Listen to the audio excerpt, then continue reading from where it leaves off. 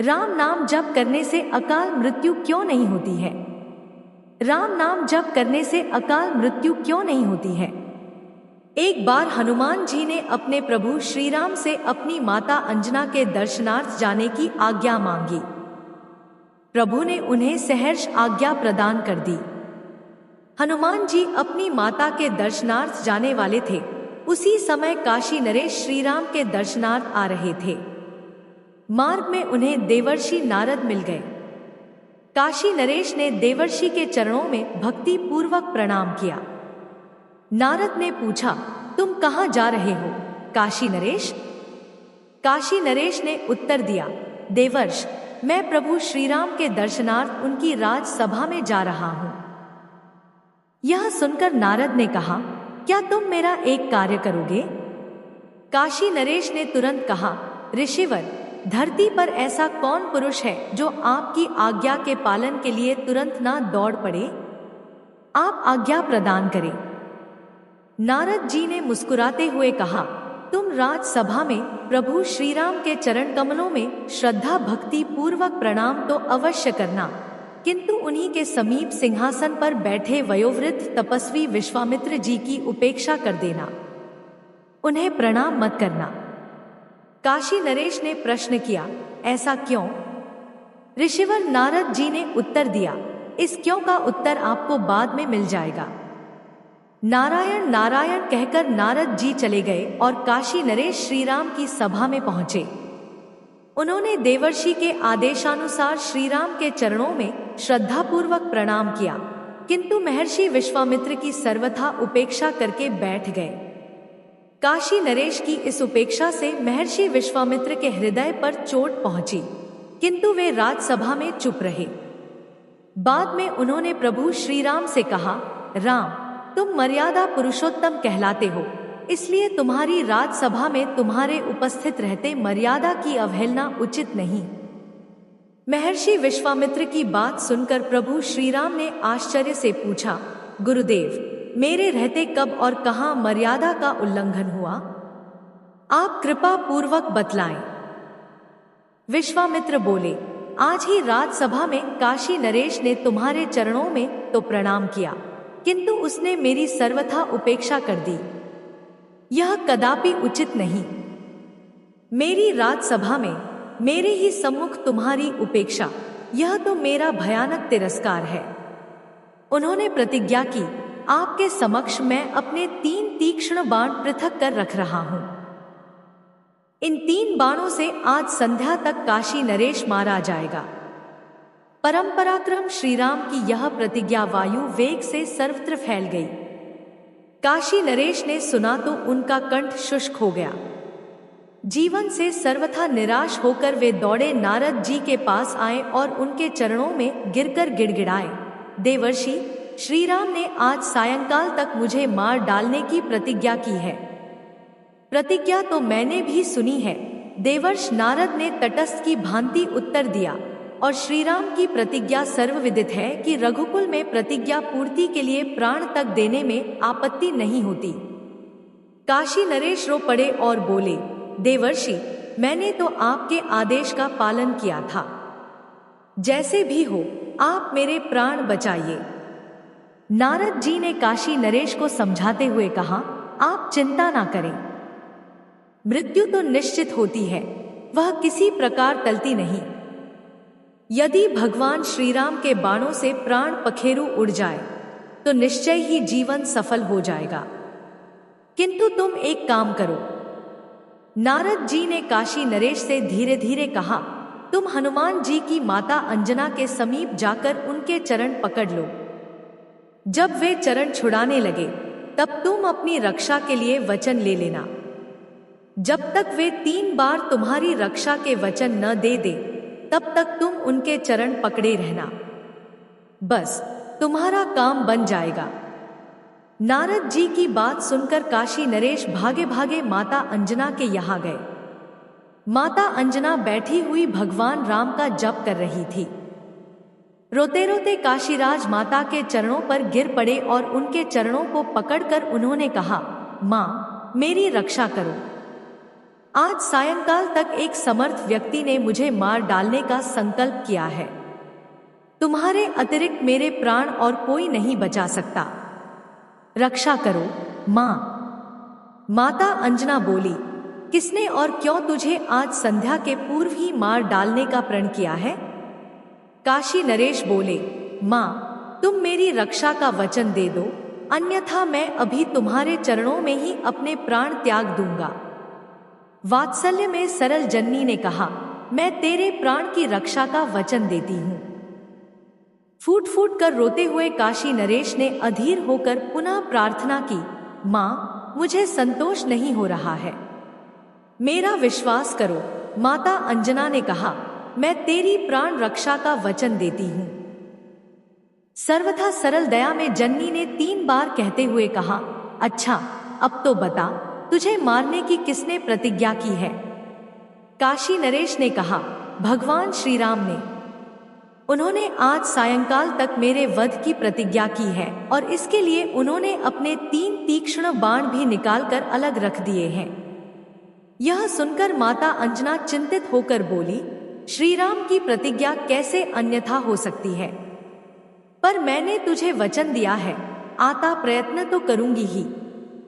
उसी समय हनुमान जी ने वहां पहुंचकर माता का चरण स्पर्श किया। आशीर्वाद देते हुए माता ने कहा, बेटा तुम ठीक समय पर आए हो। अभी अभी मैं एक आवश्यक कार्य से चिंतित होकर तुम्हारा ही स्मरण कर रही थी। वह कार्य हो जाए तो मेरा मन हल्का हो जाए। हनुमान जी ने कहा, आज्ञा दीजिए माता जी, आपका कार्य करने के लिए तो मैं प्रतिक्षण प्रस्तुत हूं। माता अंजना बोली, पर काम तो कठिन है बेटा, इस कारण मैं चिंतित हो गई हूं। माता अंजना की बात सुनकर हनुमान जी ने उन्हें आश्वस्त करने के लिए कहा, आपकी कृपा से आपका पुत्र विद्या, बुद्धि, बल, पौरुष और पराक्रम से ही संपन्न नहीं, उस पर निखिल भुवनपति श्रीराम की अपार करुणा की वृष्टि भी निरंतर रही है। आप आज्ञा प्रदान कीजिए। माता अंजना ने कहा, यह सब कुछ मैं जानती हूँ मेरे लाल, किंतु काम अत्यंत कठिन है, इसीलिए कहने में झिझक रही हूँ। माता जी, आपके पवित्र चरणों के सम्मुख में एक बार नहीं 3 बार प्रतिज्ञा करता हूँ कि आपकी आज्ञा मिलने पर काम चाहे जितना भी कठिन होगा, मैं उसे अवश्य पूर्ण कर आपकी चिंता दूर कर दूंगा। माता अंजना ने हनुमान जी के बल, पराक्रम और उनकी मातृ भक्ति की प्रशंसा करते हुए कहा, बेटा मुझे तुमसे यही आशा थी और ऐसा ही विश्वास था। बेटा, मैंने काशी नरेश को उसकी प्राण रक्षा का वचन दे दिया है। आज सायंकाल तक श्रीराम ने उसका वध करने की प्रतिज्ञा की है और इसके लिए उन्होंने 3 तीक्ष्ण बाण भी निकालकर अलग रख लिए हैं। माता की बात सुनकर हनुमान जी ने आश्चर्य से कहा, मेरे प्रभु श्रीराम की प्रतिज्ञा। माता अंजना बीच में ही बोल पड़ी, पर बेटा मैं काशीराज को वचन दे चुकी हूँ और तुमने मुझे 3 बार वचन दिया है। शरणागत की रक्षा धर्म है। हनुमान जी ने कहा, ठीक है माँ, मैं कुछ करता हूँ। यह कहकर हनुमान जी ने माता के चरणों में प्रणाम करके उनसे जाने की अनुमति मांगी। माता की आज्ञा प्राप्त होते ही हनुमान जी काशी नरेश के साथ अयोध्या पहुँचे। वहां उन्होंने काशी नरेश से कहा, राजन, तुम सकल कलेश नाशिनी परम पावनी सरयू में कमर तक जल में खड़े होकर अविराम राम राम का जप करते रहो। काशी नरेश ने पवन पुत्र के आदेश का पालन करना आरंभ किया और इधर हनुमान जी तुरंत श्रीराम के समीप पहुंचे। वहां उन्होंने भगवान श्रीराम के चरणों में प्रणाम कर उनके दोनों चरण पकड़कर कहा, स्वामी, आज मैं आपसे एक वर की याचना करना चाहता हूँ। यह कैसे संभव है कि सर्वथा निप्र और अत्यंत संकोची हनुमान जी कभी कुछ मांगे और प्रभु अस्वीकार कर दें? श्रीराम ने उत्साह पूर्वक कहा, तुम्हारे लिए अदेय कुछ नहीं। हनुमान, तुम तो कभी कुछ चाहते ही नहीं। मैं तो सदा चाहता हूँ कि तुम मुझसे कुछ चाहो, कुछ मांगो, पर मेरी इस इच्छा की पूर्ति तुमसे नहीं हो पाती। बोलो, तुम क्या चाहते हो? प्रसन्न होकर हनुमान जी ने प्रभु के चरण सहलाते हुए कहा, प्रभु, मैं चाहता हूँ कि आपके अमित महिमा में नाम का जप करने वाले की सदा रक्षा किया करूं और मेरी उपस्थिति में आपके नाम जापक पर कभी कहीं कोई किसी प्रकार का प्रहार ना करे। यदि दुर्भाग्यवश निखिल सृष्टि का सर्वसमर्थी भी प्रहार कर बैठे तो उसका भी प्रहार व्यर्थ जाए। भगवान श्री राम ने तुरंत आशीर्वाद दिया, तुम नाम जापक की रक्षा करने में सर्वत्र सदा समर्थ होगे और तुम्हारी उपस्थिति में नाम जापक पर किया गया अमोघ प्रहार भी व्यर्थ सिद्ध होगा। जय श्री राम। यह कहकर हनुमान जी ने प्रभु के चरणों में मस्तक रख दिया और तुरंत सरयू तट पर पहुंचे। वहां वे गदा तानकर अत्यंत सावधानी से खड़े हो गए और काशी नरेश से बोले, तुम बिना रुके निरंतर राम राम रटते रहो। स्थिति विचित्र हो गई। एक और सर्वाधिकारी के वध की प्रतिज्ञा और दूसरी ओर अनन्य भक्त हनुमान जी का उनकी रक्षा के लिए परिकर बद्ध हो जाना। राजा जल में खड़े होकर प्राण भय से अनवरत रूप से राम नाम का जप कर रहे थे और वर प्राप्त हनुमान जी उनकी रक्षा के लिए गदा ताने खड़े थे। बात विद्युत गति से फैल गई। अयोध्या वासी समस्त बाल, वृद्ध, नर, नारी कौतूहलवश सरयू तट पर पहुंचे। प्रभु और सेवक के प्रतिज्ञा पालन का दृश्य देखने के लिए विशाल जन समुदाय एकत्र हो गया। सायंकाल हो चुका था। यह समाचार भगवान श्री राम को मिला। यह सुन वे कुपित हो गए। उन्होंने अपने प्रण का पालन करने के लिए पृथक रखे गए 3 बाणों में से एक बाण उठाया और अपने धनुष पर रखकर प्रत्यंचा कान तक खींची और बाण छोड़ दिया। किंतु उन्हें राम नाम का जप करते देखकर वह बाण उनका मस्तक छिन्न नहीं कर सका। वह नरेश के चुप होने की प्रतीक्षा करते रहे, किंतु हनुमान जी के द्वारा दीक्षित नरेश प्राण भय से अविराम पूरी शक्ति लगाकर राम राम जपते ही जा रहे थे। निराश होकर बाण प्रभु श्री राम के पास वापस लौट आया। उसने निवेदन किया, प्रभु, नाम जापक की सर्वत्र रक्षा के लिए आपने हनुमान जी को वर प्रदान कर दिया है और उस पर सभी प्रहार व्यर्थ सिद्ध होने की आपकी वाणी है।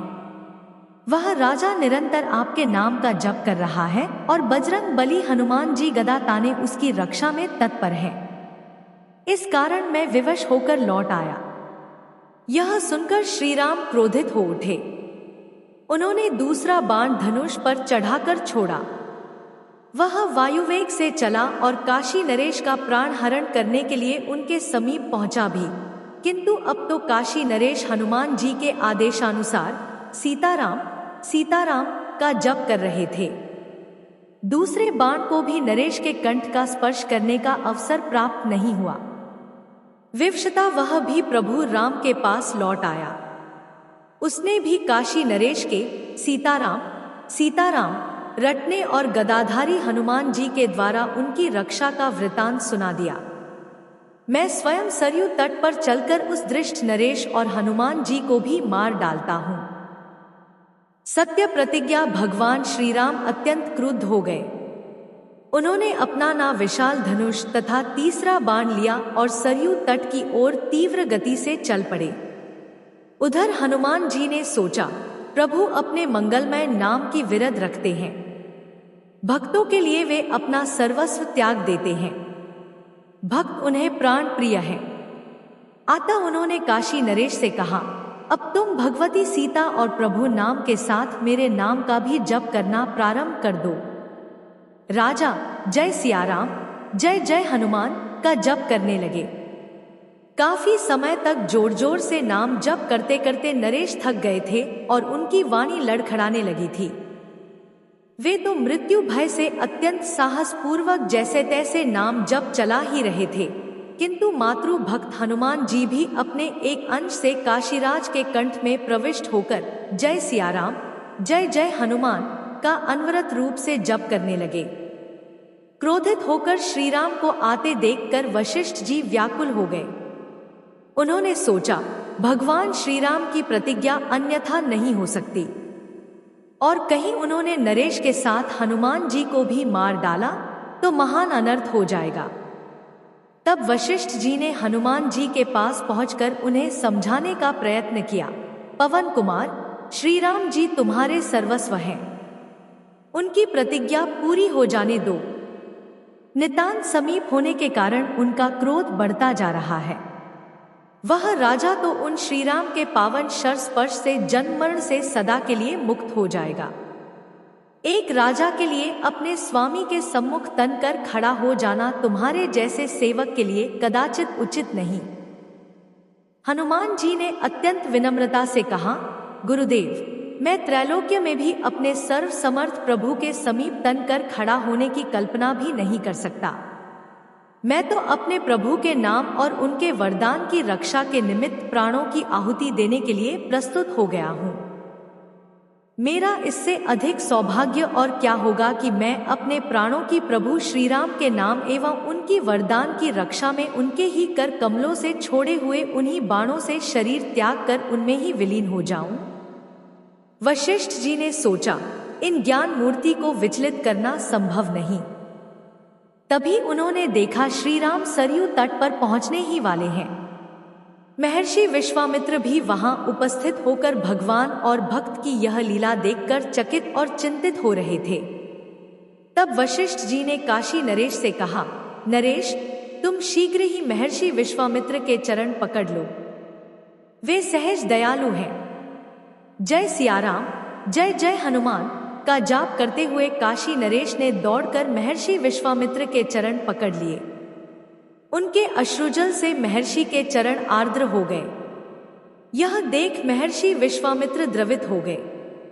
उन्होंने शर संधान किए और कृत श्रीराम से कहा, राम, काशी नरेश के अपराध का प्रायश्चित हो गया।